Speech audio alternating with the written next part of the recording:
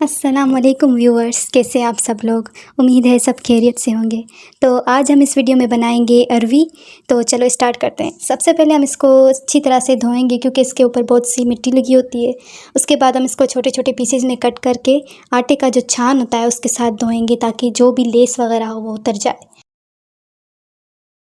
Wash کرنے کے بعد ہم اس کو فرائی کریں گے تب تک جب تک اس پہ براؤنش سا کلر نہیں آ جاتا، تب تک ہم اس کو پکائیں گے۔ اس میں فرائی کرنے سے یہ تھوڑی سافٹ بھی ہو جائیں گی تاکہ جلدی ہماری جو اروی ہے وہ ہماری گل جائے گی، اور اس کے بعد جو لیس وغیرہ ہوتا ہے وہ بھی اس سے اتر جاتا ہے۔ ہم تھوڑا اس میں نمک ڈال دیں گے، اس کے بعد جو ہے اس کو تھوڑا پکائیں گے تاکہ براؤنش سا ہو جائے۔ اب دیکھ سکتے ہیں آپ، یہ کلر آ گیا ہے کارنرز پہ براؤن کلر کا۔ اس کے بعد ہم اس کو سائڈ پہ رکھ دیں گے۔ اب ہمیں چاہیے کم سے کم 3 سے 4 جو میڈیم سائز کے ٹماٹر ہوتے ہیں، اس کو ہم پہلے ہینڈ پیڈ میں ہم کرش کر لیں گے چھوٹے چھوٹے پیسز میں۔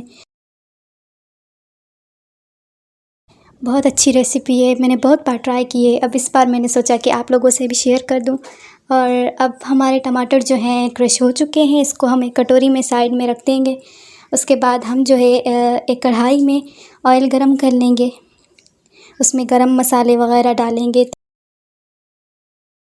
تھوڑا سا گرم مسالوں پہ جب براؤنش سا کلر آ جائے گا، اس کے بعد ہم اس میں آنین ڈالیں گے، پیاز جو ہم نے کرش کر کے رکھی تھی، 3 سے 4 میڈیم سائز کے پیاز تھے۔ جیسے ہی پیاز پہ براؤنش سا کلر آئے گا تو اس کے بعد ہم اس میں ٹماٹر ڈال دیں گے اور اس کو اچھی طرح سے پکائیں گے۔ یہاں پہ ٹماٹر تھوڑے پک گئے ہیں، لیکن ہم اس میں تھوڑا سا اور پانی ڈالیں گے تاکہ یہ اچھی طرح سے اور کک ہو جائیں۔ تھوڑا سا کک ہونے کے بعد ہم اس میں ڈالیں گے اسپائسز، جیسے ½ ٹی اسپون زیرہ، ½ ٹی اسپون سوکھا دھنیا، ½ ٹی اسپون کالی مرچ پاؤڈر اور نمک حسب ذائقہ۔ اس کے بعد ہم اس میں ڈالیں گے ہری مرچ، اس کو تھوڑا سا پکائیں گے، اور اس کے بعد ہم نے جو اروی رکھی تھی فرائی کر کے اس کو ہم اس میں ڈالیں گے اور اچھی طرح سے پکا لیں گے۔ تھوڑی دیر اور پکانے کے بعد ہم جو ہے اس کو 5 سے 6 منٹ تک میڈیم فلیم پر ڈھک کر رکھ دیں گے۔ اروی جو ہے وہ ابھی تک پوری طرح سے کک نہیں ہوئی تھی، اس لیے میں نے کچھ دیر اور پانی ڈال کر اس کو پکایا۔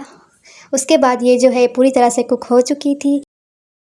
آپ بھی ریسیپی ضرور ٹرائی کیجیے گا، بہت ہی مزے کی بنتی ہے، اور اگر گیسٹ آتے ہیں ان کو بھی کھلائیں تو بہت ہی مزے کی بنتی ہے اس حساب سے بھی۔ اس کے بعد ہم اس کے اوپر ہرا دھنیا ڈالنے کے بعد اس کو سرو کریں اور انجوائے کریں، اور ہمیشہ ایسی یمی یمی ریسیپیز کے لیے مجھے سبسکرائب کریں اور بیل آئیکن کو کلک کرنا کبھی مت بھولیے گا۔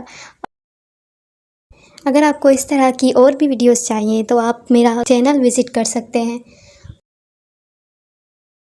اور آپ دیکھ سکتے ہیں ہماری اروی پہ کیا کلر آیا ہے، اور ایک دم VIP یمی لگ رہی ہے، اور کھانے میں بھی بہت ہی اچھی تھی۔ میں ریکمینڈ کرتی ہوں کہ آپ بھی اس کو ضرور ٹرائی کریں اپنے گھر میں، اور اپنے گھر والوں کو ضرور کھلائیں۔ اللہ حافظ۔